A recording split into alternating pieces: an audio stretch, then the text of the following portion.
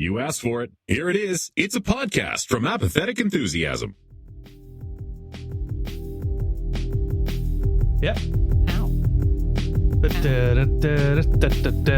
Ow.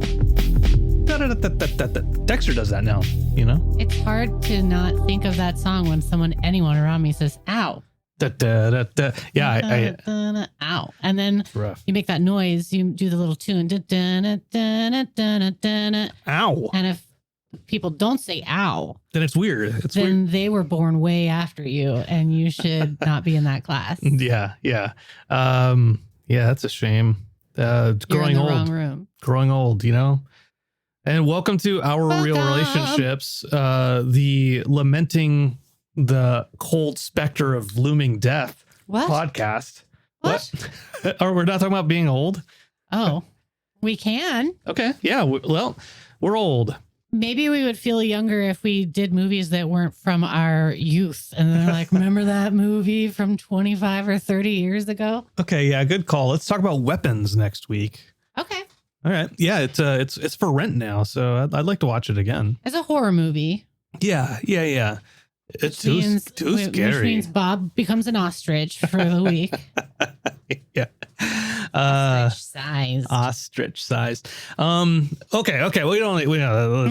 Let's This is Our Real Relationships. Yes. What is Our Real Relationships, Dexter? Woo! You asked for it. Here it is. It's a podcast. I'm jumping straight into PG-13, which you're the one giving it this time around. Am I? Yeah. I'm going to interview Dexter. Yeah. What is this show about? This show is about movies, basically, and your and my relationship, and our relationship with our child, Dexter. And then we love to include friends and family when they give us their input. We love it. Yeah. About what to watch next. They want to be on the show. They want to be interviewed for the show. Let's do it, guys. Let's do it. If you want to be on the show, tell you what, just tell us and we'll bring you on. It's really that simple. All right. Yeah. We haven't had anybody actually on the show. No, my mom was kind of not wanting to be on camera. Yeah. So she preferred the interview. And then we couldn't coordinate our schedules with Howie. Yeah. And it seems like a lot of people in our families who are normally very outgoing, talkative, loud people do not want other people to hear them be outgoing and loud and talkative. It's really weird and interesting to me. Like my mom wouldn't want to do it. That's shocking. You know, she loves for people to hear what she thinks. Brett would probably want to do it. He probably would. He should have been on for Minority Report. Yeah, he should have. Tim would probably do it. He would do it too. He's got car crashes and smashes on YouTube. Does he still do that? I don't think he does, but he still has the YouTube channel for it. Did the YouTube for a while. But I'll have him on for like some kind of car chase movie. If we do Speed Zone, I think about that with him. Instead of doing weapons next, let's do something with cars in it. No, because Cars. Let's watch Cars 2. Yeah, Tim, you want to watch Cars 2? I wonder what his favorite car movie is. I don't know. Days of Thunder. I always think of Days of Thunder. Oh, that's right. You did mention that before. I don't know, but this week we're talking about Snatch. Snatch, indeed. But before we talk about Snatch, let's snatch some social media links for you. Nice, kind of. We are at Our Real Relationships at gmail.com, Our Real Relationships pod at Instagram, Bluesky, OurReelRelations.bsky.social. And you find videos for this show over at youtube.com/ApatheticEnthusiasm, where you can find other shows such as Interdimensional RSS, the unofficial Rick and Morty podcast, and Apathetic Enthusiasm, the podcast with me and Travis. Also, I have to shout this out. He has his own YouTube channel now. Travis does. My gosh, he's growing up so fast. Yeah, Ink Play Pass for his Lorcana stuff. Ink, INK. Yeah, INK Play Pass. It's a whole Lorcana thing. But he's all into that, growing his thing. He's got 2 episodes out there right now, and he's doing it by himself. And so he's like, it can't be easy. It's not easy. It's like all editing. He's got to edit himself, and also when you're solo podcasting, you also have to remember to breathe. It's really, right. really, really easy to just not stop talking. Just go, and never let your get caught. Oh my God. You need to breathe. Deep, the gathering gloom. Okay, so that's it. Hit us up if there's any movies you want us to watch. If you are interested in watching a movie or being on the show or like what our thoughts, or even like send us a voice memo. We'll put it on. Or going back in time and being like, hey, remember when you said Martin Scorsese and you spelled his name wrong? Oh yes, I do. I'm all for correcting us in the comments and sending me any other fun facts or trivia that you know about the movie that we talked about, because I do my little teeny tiny bit of research, but I love the fun facts and trivia. Yeah. I won't even fact check you. Just send me a thing and I'll believe it. Yeah. If you send it, she'll believe it. That's right. Okay. Now let's get into the actual thing we're going to talk about. What movie are we talking about, Chelsea? Snatch. Hey-oh, the movie that came out in 2000. Directed by Madonna's ex-husband? Yes. Guy Ritchie. I think they have some children together. I don't know. I have lost track of Madonna. Yeah. I mean, you could be his lucky star. That song is in Snatch. That's We're going to talk about the music at some point. That's right. But before we get started, as we do every week, we have a little bit of a charity. Yeah, I forgot the word for it. This week, there is a dog in this movie. There are multiple dogs. The pikeys, the fucking pikeys, they give dogs with their deals.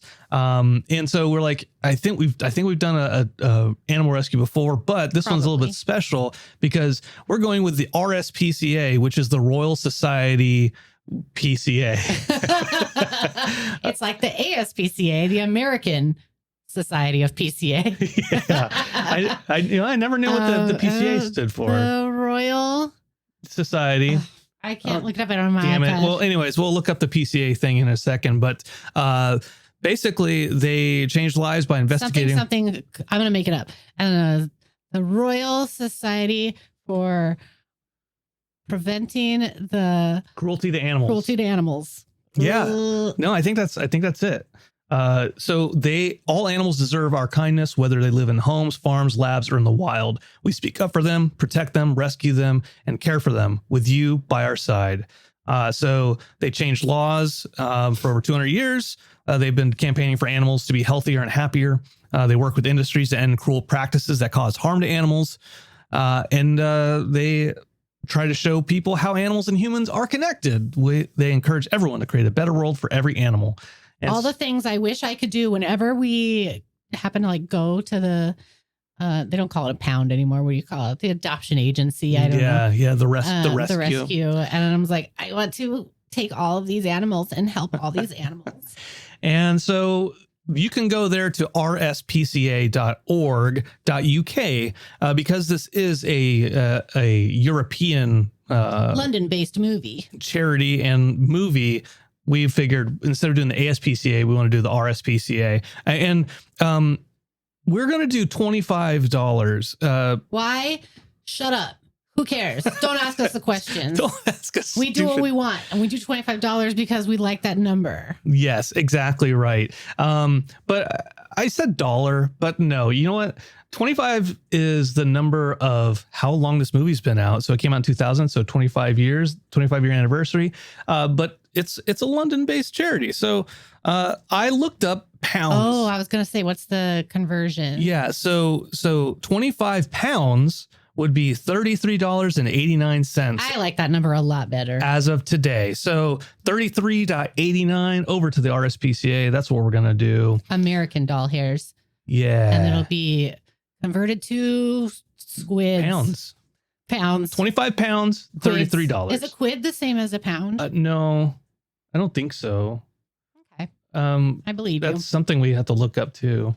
What is a quid? Because I was just wondering if it's interchangeable, like pound. How you say for Americans, you say bucks, dollars, cheese. Oh, a quid equals 1 pound sterling. Okay. Okay. So a quid is the same as a pound. Yeah. It's just like saying, give me $5. Yeah. $5. That's right. That's right, Chelsea. Yeah. I got it. Yeah, cool. All right. So we got that out of the way. RSPCA.org.uk. And then, of course, we have drinks. We have to do that. Of course, Chelsea, today's drink is, this is your idea. Because Mickey is a bare knuckle boxer, let's do some punch. And so get it, you guys? Some punch. You get it? So this is some blue Gatorade mixed with a little bit of extra blue Gatorade powder, a little bit of rum, a little bit of whiskey, and a dash of gin. Oh, why didn't you use the blue drink that you bought at Vaughn's? Because that's the blue Hawaiian, and then it would have been blue Hawaiian punch. Because that's mine. Oh, thank you for sharing. No, I mean, not for this show.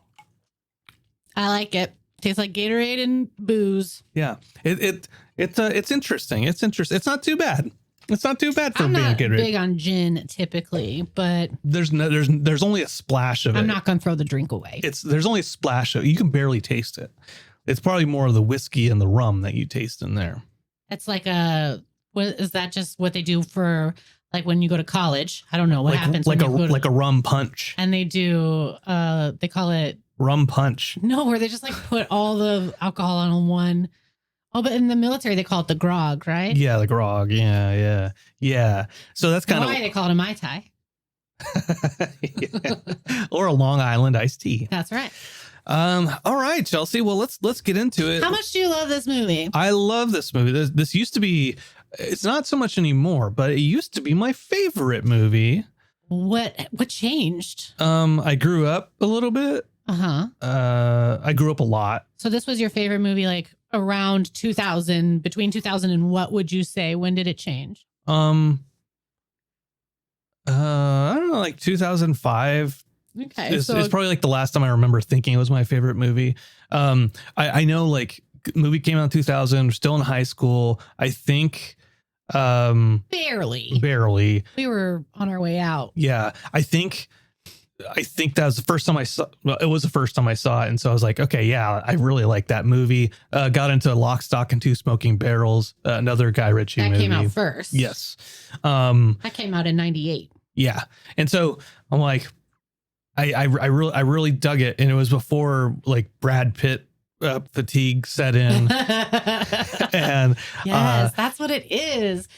All these actors that I've been thinking to myself, like, why do I have such a hard time getting like motivated to watch a movie with them in it? Yeah. It is like I'm oversaturated. Even Jason Statham, like, even though I don't watch a whole lot of Jason Statham movies, I just feel like he's in a lot of movies, but he's always he's always playing like the same character. He does. He's like, Brett makes fun of it. He read this online, but it's like, he's just a regular beekeeper until the CIA pulls him back in the Beekeeper. Yeah. He's just the regular driver. He plays the transporter in Transporter. Yeah. He plays Crank in Crank. But I like him in Snatch. This was like my Jason Statham time when he first started. That's when I discovered him and fell in love with him. Yeah. When he was still kind of scrawny. Yep. And before he got all bulky for the Expendables franchise. Yeah. And I don't need all that bulk.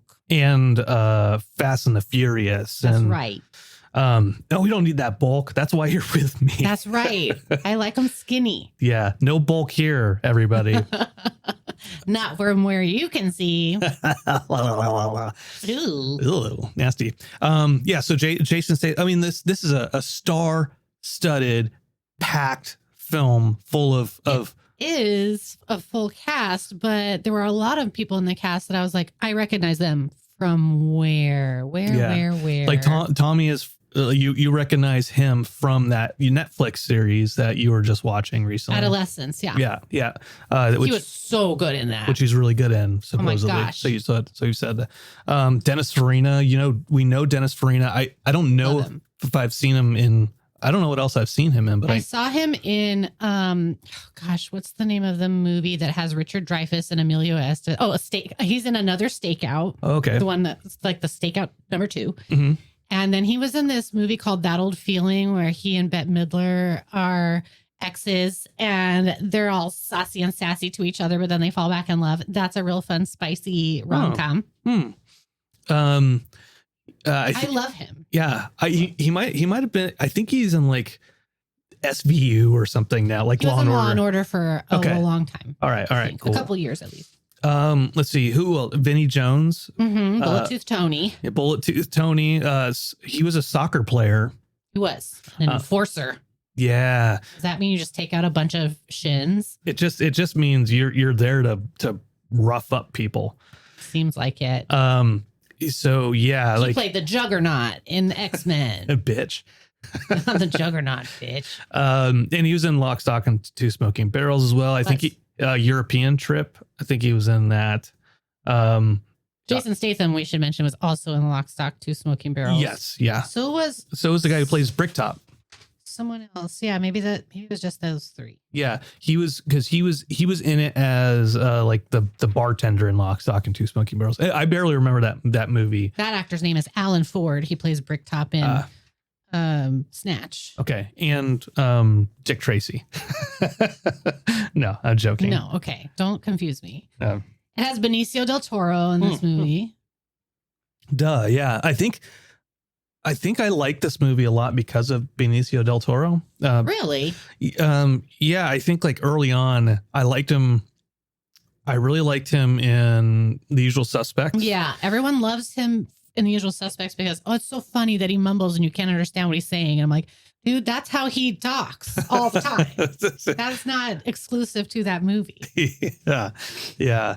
I can never understand what he's saying. No, never. And also, doesn't he kind of look like he could be related to Brad Pitt? Like he's Brad Pitt's ugly cousin, or maybe like if Brad Pitt got punched in the face a bunch of times and then he turned into Benicio del Toro. I think it does look like he could be a cousin of somebody, at least. Of somebody. Yeah. The guy who plays Boris the Blade. Okay, I'm going to try to say his name. His first name is spelled Rade, and I think it's pronounced Rade. Okay. And his last name is spelled Serbedzija, and I think it's Sherbedzia. Serbedzia. I think it's Sherbedzia. Yeah. Or Sherbedzia. I don't know where the emphasis is. I recognize him from something. I do too, I don't know what. I just don't. You motherfuckers. He's hilarious in Snatch, though, and he's one of those guys. I'm like, I feel like I've seen him in lots of things, but I didn't have time to do the research. You guys, no, I have a full load of classes and this, and I've got laundry in the washer and the dryer right now. Yeah. Well, to be fair on your research, you did hit me up maybe an hour and a half ago. Like, do you want to just record tonight instead of waiting for later this week? Yeah, because I'll be crying later this week in the middle of doing homework. Yeah, and there's just too many stars to worry about crying and podcasting. That's right. And I have a podcasting class, and that class is very stressful and very difficult for me. They're like, how comfortable are you with all the podcasting stuff? I'm like, I'm real comfortable sitting in the same room with it. That's all I do. You and Travis should be in this podcasting class together. Oh, he would ace it, I'm sure. And I would just be like, Travis, can you help me? Quit cheating. I'm learning Adobe Audition. And I use the word learning very loosely. I'm not learning it very quickly. Loose lips sink Adobe Auditions. That's right. Hold on loosely. Okay, so who else is in it? Dennis Farina, Lenny James, who plays Saul. I found out what I recognize him from, The Walking Dead. Oh yeah. So I was like, I know him from something. That's right. And, he plays Morgan in The Walking Dead, and then also in Fear the Walking Dead, but I never watched that, so I can't say anything about that. You named all the people I had written down except for Stephen Graham, who plays Tommy. Oh, no, you did say him. I did say Tommy. Yeah. He had the most written down for him because he played Al Capone in Boardwalk Empire. He plays a gangster called Tony Pro in The Irishman. He's Babyface Nelson in Public Enemies. I'm like, gosh, this guy is kind of been pigeonholed as a gangster. And that's not what I would think of when I first look at him. Yeah, because he's small next to Jason Statham. You don't think like, oh, that guy's, well, maybe it's like kind of Joe Pesci-ish, right? Whereas like He's small, but and we did talk about he's Joe crazy. Pesci plays Tommy in Goodfellas, and now we got this other little guy. He plays Tommy. It's always a little squirrely guy named Tommy. So squirrely. What else do you have written about him? That he was in this movie called Boiling Point, and I want to see it. He plays the head chef. He's like the star of this movie. Who's in the mob? I don't know if that's true or not. I haven't seen the movie, but it's a one-take kitchen drama. I'm like, what? Want to see it. He's all about those one takes. Loves a long take. Yeah, interesting, because that's what Adolescence was about, right? Yes, but that wasn't. I thought you were talking about Guy Ritchie for saying like that he was about the one takes. But yeah, I don't know. I wonder what is about this actor Stephen Graham, if he's like big in theater, like if he studied theater or something that you would have to memorize all your lines in one go. Yeah. Because he does that in Adolescence. Every episode is just one long take. I think that's so impressive and it's so cool. Yeah. That's crazy. That's crazy. And we just watched the long take in Goodfellas. That was only 3 minutes. These people stepped it up. They're a like whole episode or a whole movie. We've got to make sure that we one up ourselves with a one take. People are going for the award. Well, you mentioned Guy Ritchie, who directed this Lock, Stock, Two Smoking Barrels, Rock and Rolla. I've heard of it, but I haven't seen it. That's Jess's favorite Guy Ritchie movie, Aww. Rock and Rolla. Okay. He did the I guess Sherlock Holmes. Oh yeah, that's right. Movies. He also did Swept Away with Madonna. Yeah, that movie was a big smash. Smash hit. And then he did the Netflix one with Hugh Grant. There was a Hugh Grant one where like Hugh Grant is like he's like trying to bribe somebody, or not bribe. He's like telling a story to this other guy. What are we talking about? A Guy Ritchie movie. A Guy Ritchie movie with Hugh Grant? It's on Netflix. Heretic. No. Oh. Hugh Grant is like a reporter and he's like trying to blackmail this gentleman. The gentleman. Maybe. Yeah. Maybe the gentleman. Okay. But so that's another Guy Ritchie Another movie. kind of gangstery type movie. Yeah. Guy Ritchie is big on that, like the gangstery movies. He is. I wonder where that comes from. Oh. Do you think he grew up in the streets with a hard knock life and just surrounded by gangsters? I don't know. Maybe like this is a nice little double feature with Snatch and Goodfellas, because Scorsese is all about the mobster movies too. But Guy Ritchie has like all of like the British mobster kind of aspects. He's been accused of being too Tarantino-y. And then he's been called the British Tarantino. Interesting. And I didn't see that. Did you see that? I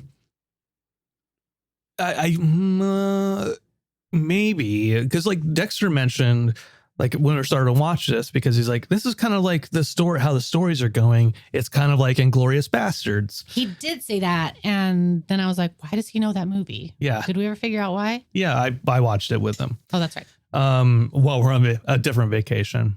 But yeah, like, so the way the story pans out, like all these different aspects that are like, they tie together eventually, that's Tarantino-esque.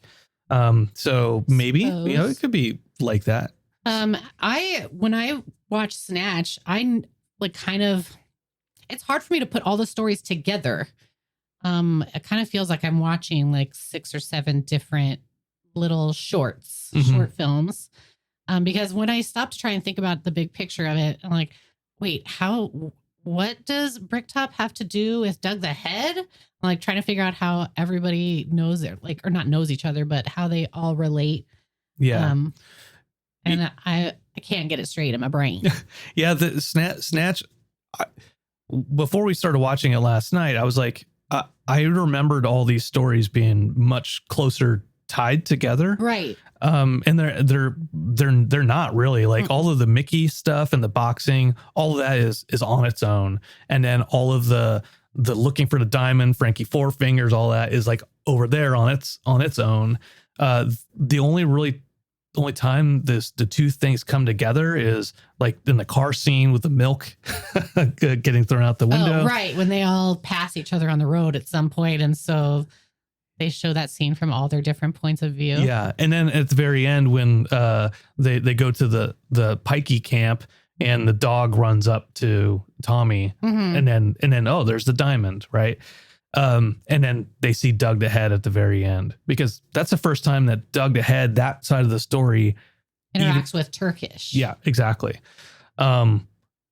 So yeah, looking back on it now, like they're not as tied together as it kind of is. Like they start over here, all, let's say there's 5 stories and there's 5 strings, and they all come together in that one scene where there's like all kind of pass each other on the road.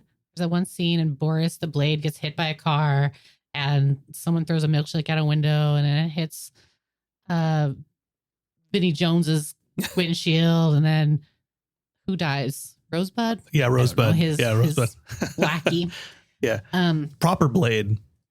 It's kind of hard to explain that one scene but it's really cool how it all comes together, and then they all separate again. They don't come, and then it's like the end. They're all together now.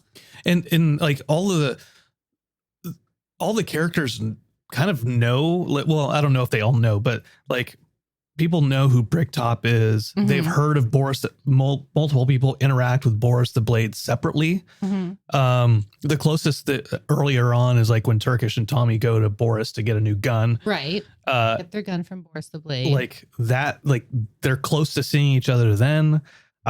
So it's a little more disparate than. I wonder, is he the like one connecting figure though? Who would you say is like the most central character that connects the most number of characters? It'd probably be, I think it'd be Boris, like, because who kidnaps him? Saul and Vinny, and so Boris gets kidnapped by Bullet Tooth Tony, I think, right? Because he's in the back, right? Because Rosebud he's like, I'll take care of him. And then the next scene is him be like, he's got bloody nose. yeah. He's all jacked up. So Boris is in the trunk at that point in time. Boris interacts with Saul and Vinny in the store. Right. When he's like, oh, he shoots Frankie with 4 fingers. He shoots Benicio del Toro. He was not supposed to know my name. Oh, that was very good. And then obviously he sold the gun to Boris. Boris sold the gun to Tommy. Boris also sold the gun to Frankie Four Fingers and got him to go to the bookies. And then he ends up in a he ends up in the restaurant with Bullet Tooth Tony and Cousin Avi, which are Vinnie Jones and Dennis Farina, and Vinny and Saul and Tyrone. They all end up in the same hallway at some point. Mm-hmm. Mm-hmm. So yeah, probably he's the one who interacts with the most characters. That's interesting. So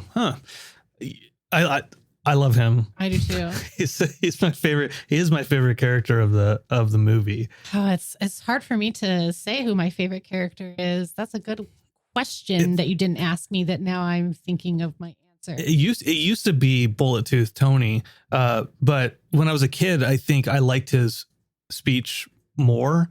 But now I was like, he's talking about balls, and he's using the F word.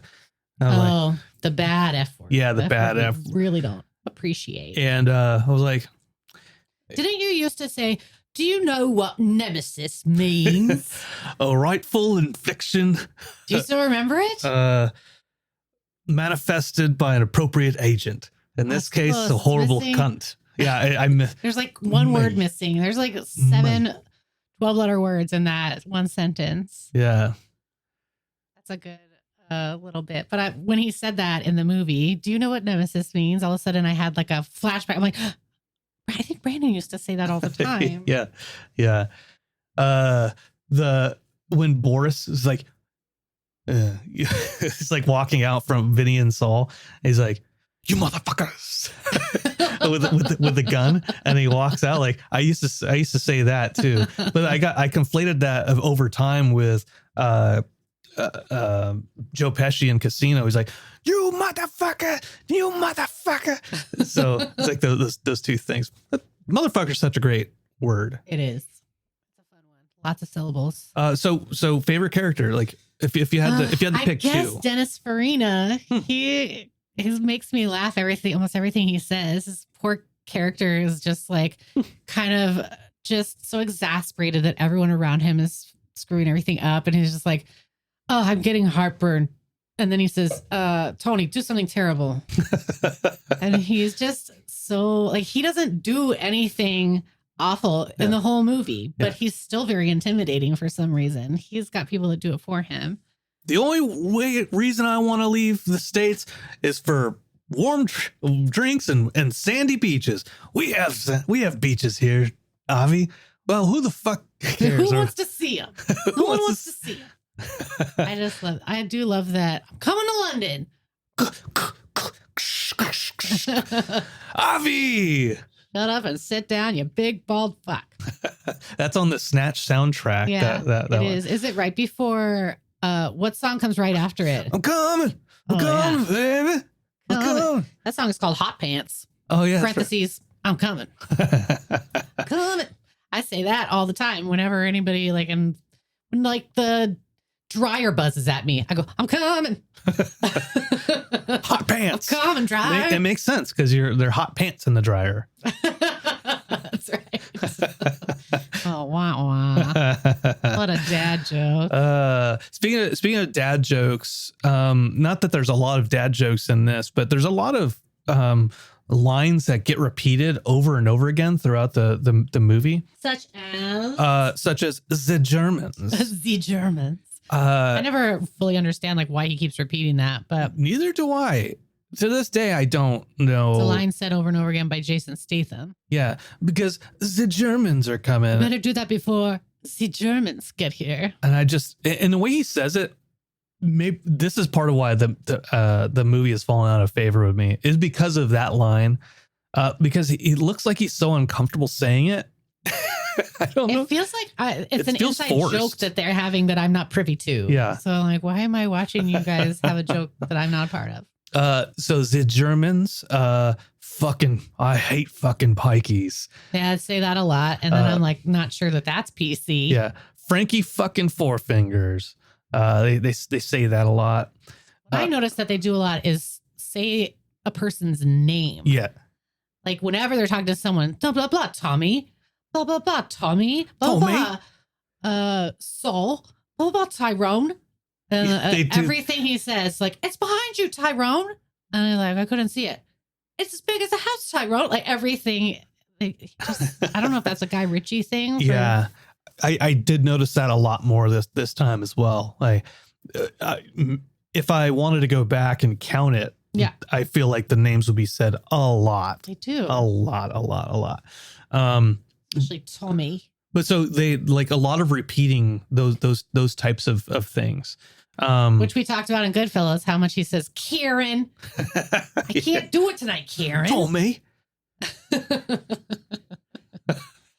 other thing I was thinking was how Guy Ritchie got called the British Tarantino. And I was thinking, I kind of felt like he had a lot of Edgar Wright similarities, especially with his editing and quick cuts. And he edits to the music to the sound effects of the movie or to the actions of the movie very well. They spin the gun. What do you call the part where you put the bullets in? What's that cute little part?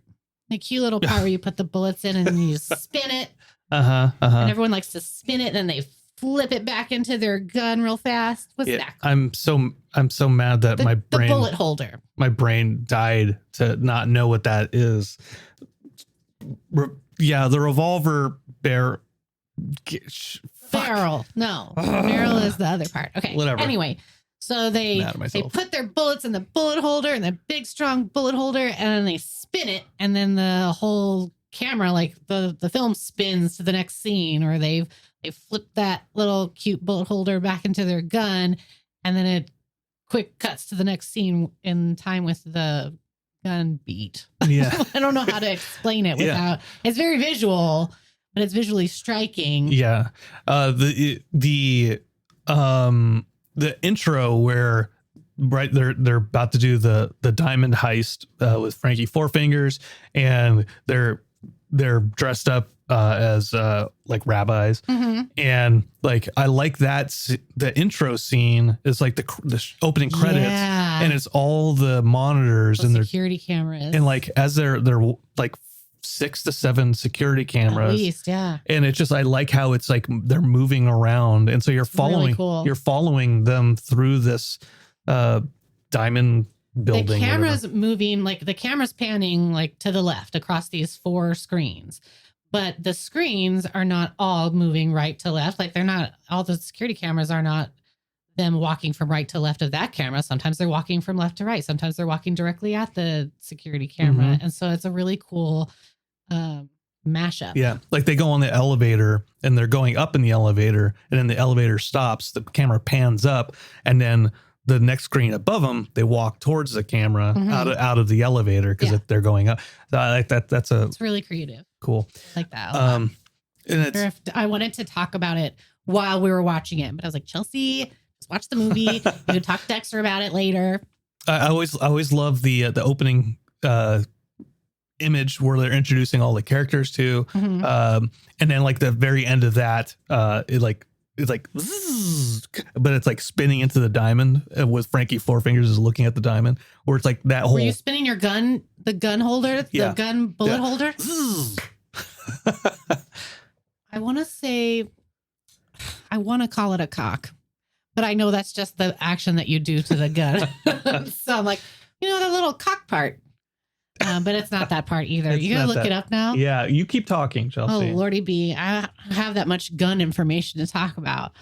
But I am really curious to talk to Dexter about, because felt like he wasn't into this movie right away. I felt like it was slow getting into it. So I wondered if he felt like it was going to be a boring movie. Oh, the other thing was that I asked him, like, so what do you think this movie is going to be about, since it's called Snatch? And I was like, that boy says a vagina. We're going to have a discussion about what he learned in sex ed, because that's what I equate the word with. Yeah. And then he is like, it doesn't even occur to me that it probably has to do with stealing. Yeah. Oh, yeah. Cylinder. Yes. The cute cylinder. Yeah. So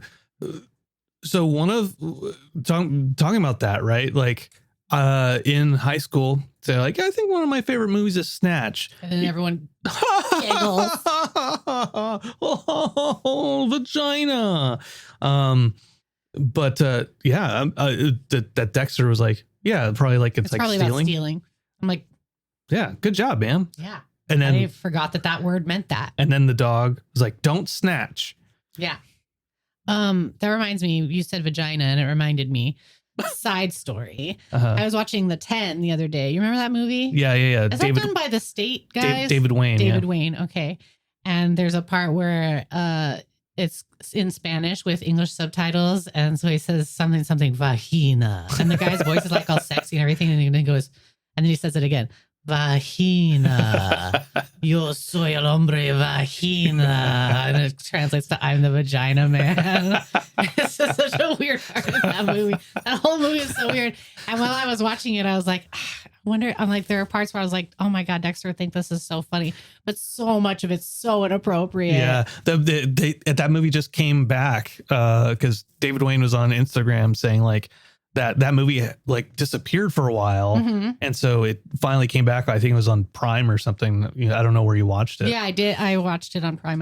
But yeah, I was like, I haven't seen that in so long. I forgot what it's about. So, but we'll talk about it. We should do Wet Hot American Summer. Ooh, yes. That's what we should. That's what we should do. We should do that like towards the end, like, because isn't it about the last day of summer of summer camp? Yeah. So well, damn it. It's already fall, isn't it? No, it's not fall yet. The last day of summer is coming up because I think the first day of fall is September 20th. Ooh. Today's the 14th. Ooh, Wet Hot American Summer. Here we come. All right, next week. All right. Our first David Wayne movie. All right.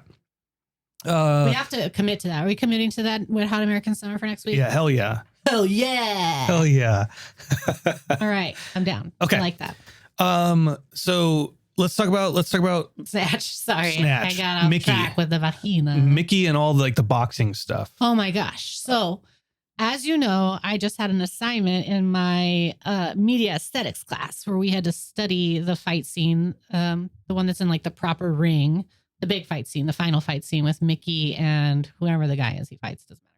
And Mickey's Brad Pitt is supposed to go down in the 4th round, and that we had to watch that fight scene and talk about all the different cuts and camera movement of it. And it's such a cool scene. I could kind of watch and study that scene over and over and over again now that I've been my attention's been drawn to it. Mm-hmm, mm-hmm. Okay, do it. I'm gonna go watch it. Bye. Well, talk about it. Like, what about that scene did you study? Well, you helped me study it. But you're not talking. You're still talk to the people. Talk to the people. Talk to the people. Yeah. So, like I know not very eloquent. I know what you feel about that scene because I was there when you wrote it. But like, what about that? What is it? What is that scene? Said it's so cool. Yeah, I just said it. It's such a cool scene? What are the top 2 things that are cool about it? The sound and the video. What is the sound? All the punch. I just really like when they do like a punch and a freeze frame on the punch. Uh-huh. I think that's really cool. They would do that a lot. They would do the slow motion. But there's I think the coolest part to me is when Brad Pitt gets hit by a big punch and he jumps backwards like super high in the air, and it shows him his body just gets like so flat. He's face up in the middle in midair, and then he falls down just perfectly flat, and then it turns into water, and he's fallen into, I don't know, a bunch of water. Mm-hmm. It could be a pool, it could be a waterbed. I don't know what it is. But he's not really falling into water. Right. What is that scene? What's that supposed to signify? I've kind of thought that it must mean that he's feeling a little bit like, okay, if I don't punch him out now, I'm going to be the one that really takes the fall. I think he was starting to get the shit beat out of him. And so he decided, okay, enough is enough. And he comes back with that one power punch. Got it. What in that homework that you did, that little scene of him going into the water, that's like the most avant-garde scene in the whole movie. It's not in line with the rest of the way the movie is. Yeah. It's everything is like this kind of heightened reality in all the different editing. And then, now here's his perspective where he's underwater, viewing like kind of like a out of body experience, looking at the fight, whereas like his body is completely out of it, but his mind is still there, and he's like, okay, time to take it out. Did you think the same thing that I thought about what that signifies about with him going into the water? Yeah. Similar. I don't know if I always felt that he was always in control and was not going to get knocked out.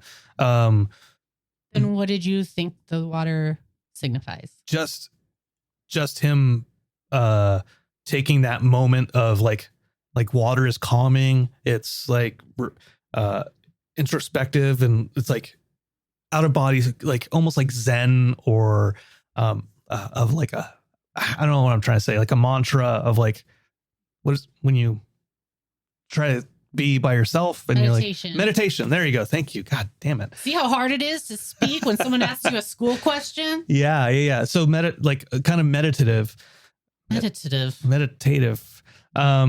moment. And then he's like, okay, done.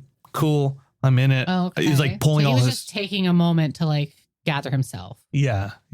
Before he does the final punch. So yeah, I really like that scene too. I like that better than mine, because I did think to myself like, but no, he doesn't get the shit beat out of him ever. He's hard as a nail, and he can take a beating and keep on feeding. Looking for rhymes. In all the wrong places.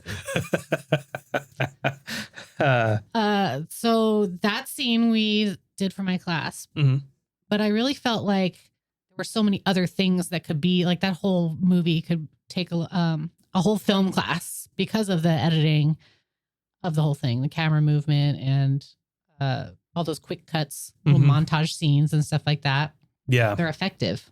Yeah, I always like the very end when it's showing how Mickey has set everything up to get revenge on Bricktop. And the little freeze frame of Tommy and Turkish having like a scared face, and Mickey just being calm as because calm as a whistle. They hear a gunshot, and they think, and you hear the gunshot off camera, and so you're thinking they're getting a gun fired at them, and that's why Tommy and Turkish's face is like they probably think the same thing, like we're about to get shot, and then what's his face? Mickey's face is just calm. Yeah.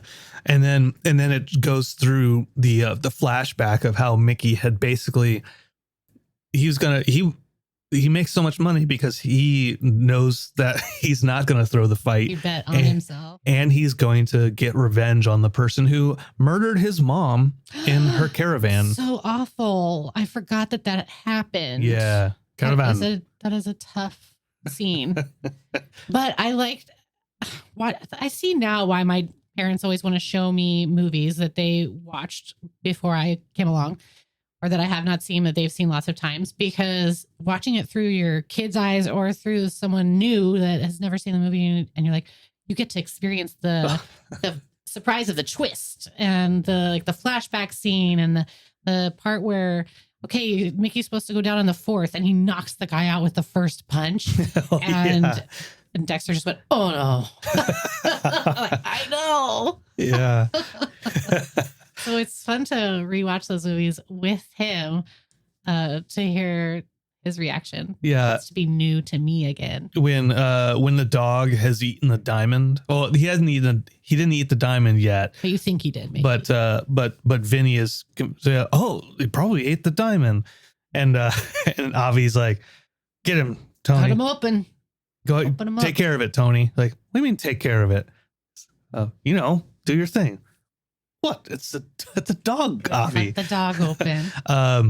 But like Dexter's like, oh no. I know, and even the scenes where Bricktop, like behind the scenes where he has dog fights and stuff like that. So he's got these dogs in cages. Yeah, yeah. And you don't even see the dogs. You just see like a upper half shot of Bricktop, and he's like poking what you think is then a cage with a dog in it. Yeah. And you hear the yelping and stuff like that. And Dexter was just like, oh. The cool dog scene of the coursing, the hair coursing, with the contrast of Tyrone getting chased by Bricktop's thugs, his dogs. I thought I have a better appreciation of that now. I don't think I put those two together earlier on in my life. Like, oh yeah, the dogs are chasing the rabbit.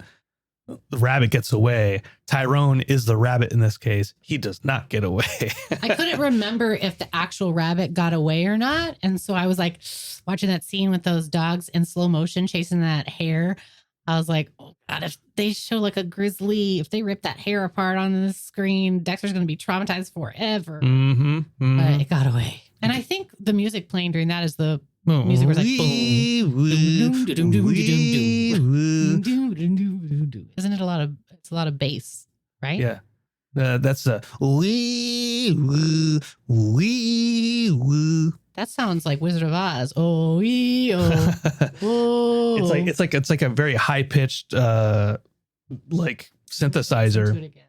The music from this movie is so good. What's your favorite song? Fucking in the Bushes. Yes, me too. Yeah. And I did not know that was a real song. I thought it was made for the movie, I guess. But I guess Oasis let them have it for free because they liked Lock, Stock, Two Smoking Barrels so much. Oh, that's really cool. They did something nice. Yeah. Those Oasis guys. They're on tour right now. Bet they're not playing Fucking in the Bushes. Oh yeah, maybe. Well, I can ask McGovern because saw him at the Rose Bowl. He loves Oasis. He really does.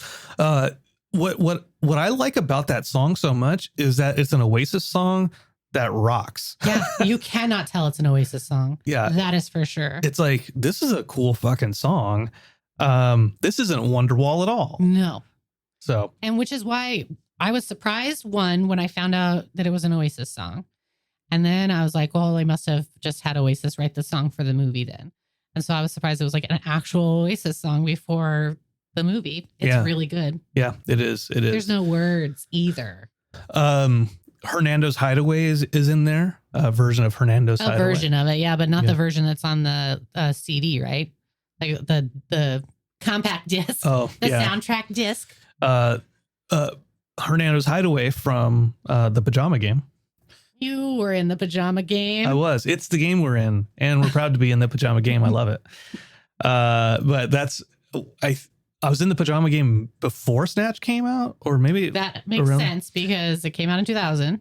Well, I was in drama, so in your senior year, yeah. So it was either like it was right around it, or I don't know what the timing is anymore. But yeah, I remember Hernando's Hideaway, and like, it must have been this must have been before it, because I remember being like, oh, Hernando's Hideaway, this was in the Pajama Game. Yeah. That made you sound so cool around all your 17 and 18-year-old friends. And I'm not a big musical fan. And yet, I like musicals, but I've never been in one. Have you? Yeah. Yes. Yeah. Just the Pajama Game. Oh, okay. I skipped Bye Bye Birdie. 7.5 cents. Doesn't buy a heck of a lot. Yeah. I only know that because of you. I haven't even seen, I've seen a little bit of the Pajama Game, but I haven't even seen the whole thing. But when I was watching it, it was after we'd been married for a while. And so I'd already heard those songs because of you. So I'm watching the movie like, oh, this is that tune that Brandon sings. I figured it out. I figured it out with the pencil and a pad. I figured it out. Oh, pencil and a pad. Yeah. Oh, you know it so well. So well. Yeah, I played the love interest's father. Oh no. I thought you were going to say the love interest. Nope. I was not that, because I'm not a great singer. But I worked at the train yard, and I thought it would be funny to have a cane with a wheel on it. and so I walked around with a wheel. And then every performance we did, like, I was supposed to like show my stamp collection to the male love interest when he comes visits, and every night I did something different. And then Mr. Bierman, the drama teacher, was like, after the second night, it was like, Brandon, appreciate the ad-libbing, don't do it anymore. Yeah, same. So anyway, stick to the script, Cruz. Stick to the script. Cruz. What else do you want to talk about with Snatch, honey? Well, we already talked about our favorite song, but we're going to talk about some of the other songs in there. Dreadlock Holiday's in there. So good. First place I ever heard that song. And Ghost Town by the Specials. So good. Ghost Town, first place I heard that song too. And then Shaun of the Dead later. Mm-hmm. 10cc with Dreadlock Holiday. I didn't realize that 10cc were a bunch of British white guys when Dreadlock Holiday came out. That makes sense, because they were singing, "Don't like Jamaica. Oh no, I love her." Like, okay, calm down. Don't you pee on me, bitch. It does sound like pee on me, bitch, but it's don't you queer me pitch. Yeah. But it does sound like don't pee on me, bitch. I wonder if they knew that it sounded like that ever. If anybody ever came up to them after listening to the song like, "Are you guys saying don't pee on me, bitch?" Oh no. I guess my accent didn't translate well from my British self to my fake Jamaica. No. Lucky Star, we talked about Lucky Star being in there. Yeah, that was just probably because he was married to Madonna at the time. Yeah, I don't know if he was married to her yet in that in 2000. Good question, Bert. Yeah, I'm not gonna look it up though. Me neither. And then that might actually be the original score. Is it? I don't know. I don't know either. I don't know. The research that we did is very immense for this movie. Say we. I don't need to research. I remember too much. It's not called we search. Yeah, usually I do a little bit of research while Brandon thinks of the drink. That's the division of chores. And I practice the drinks as I make them.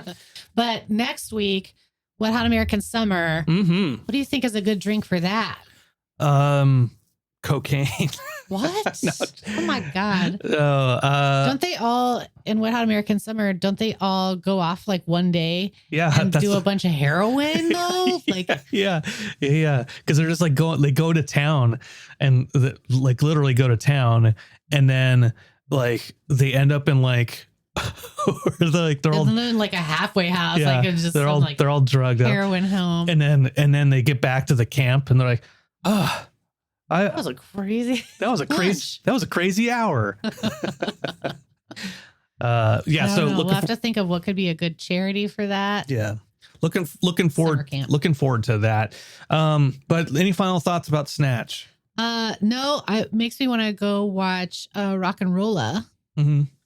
And I do have Lock, Stock, and Two Smoking Barrels on my queue, but I didn't realize that came before this. Yeah, 98, as you said. It is. So all these movies just make me like want to branch out and watch all the other movies that have to do with this movie. And there's that actor and he was in this movie. Now I want to watch the movie that he was in. And so that's what all these movies do. It's adding a bunch of movies to my list of movies to watch. Yeah. And meanwhile, I just go back to the same movies I've seen over and over again, like Gremlins 2, Terminator 2, Terminator, RoboCop. Oh yeah, you were watching Terminator last night. Which Terminator were you watching last night with Dexter? Genesis. Which number is that? 9? It's the one right after Terminator 3. No, Terminator 3 is the one with Claire Danes. Okay. Terminator Genesis was the one that. Oh no, because Terminator Salvation was after Terminator 3, then Terminator Genesis. Does Genesis have that Anton Yelchin kid in it? No, that's Salvation. That's with Christian Bale. Can't keep them all straight. But then, so Salvation is not canon, I don't think. And then Terminator Genesis is also not canon. But Terminator Dark Fate is the one that came out in 2019 with Linda Hamilton in it. And that one is canon until they make a new one. That is the one with Khaleesi in it. That is Terminator Genesis. Okay. And that's what you were watching with Dexter. Yes, that's the one. And the guy who plays Captain Boomerang in The Suicide Squad. And he's in Deadly Creatures, the horror movie with where he kills people with sharks. Oh, I don't know that movie. Yeah, it just came out. It's on Shudder. Shudder.com/ Do you have any final thoughts? Yeah, I still like this movie a lot. The music is great. I wish I still had the CD somewhere. I'll have to find all those tracks separately. But yeah, I saw it recently, but it is a movie that like early film Brandon is like, yeah, this is a movie I want to, this is the kind of movies I want to make. If you were into this movie, you were cool in the year 2000. Yeah. Until you say like, my favorite movie is Snatch, and they're like, you like vagina. But I wonder if enough time has passed that is not a term anymore. No, it is. Like if I said it to the kids that I go to school with who weren't alive during 9/11, do you think they would know that like we used to say Snatch in lieu of vagina? They'd be like, what? Why? Is this you like in front of the class giving a speech? Yes, I'm giving a PowerPoint presentation. Okay. All the different terms we used to use. My name is Chelsea Cruz, and my presentation today is on different words for vagina. Mm-hmm. Let's see how many they know. Slide 1, beavers. Dexter just learned that was I can't remember why he just learned that was because of the Naked Gun popcorn that's bucket. Right, the Naked Gun popcorn Slide bucket. 2, box. Why is it a beaver? Clam. So many. There's so many. A little fur purse. No, I like to call it a chooch. Fur purse made me feel dirty. Fur purse is funny. Gross. My furry purse. All right. No thanks. Well, we're going to talk about Wet Hot American Summer next week. But up next, probably an episode after this is Dexter's talking about Snatch. We won't talk about vaginas. No, when we talk to Dexter.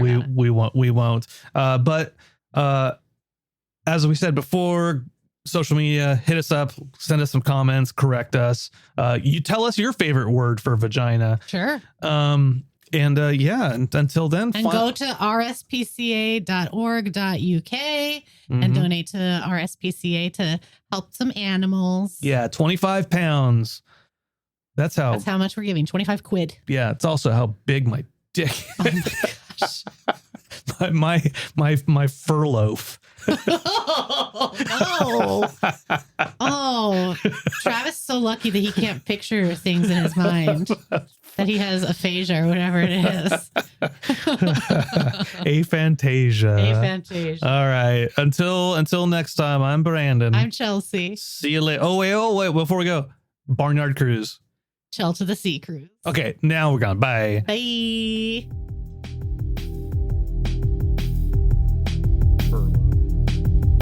Oh, that's like what the military government employees go on when there's a debt. We're on furlough.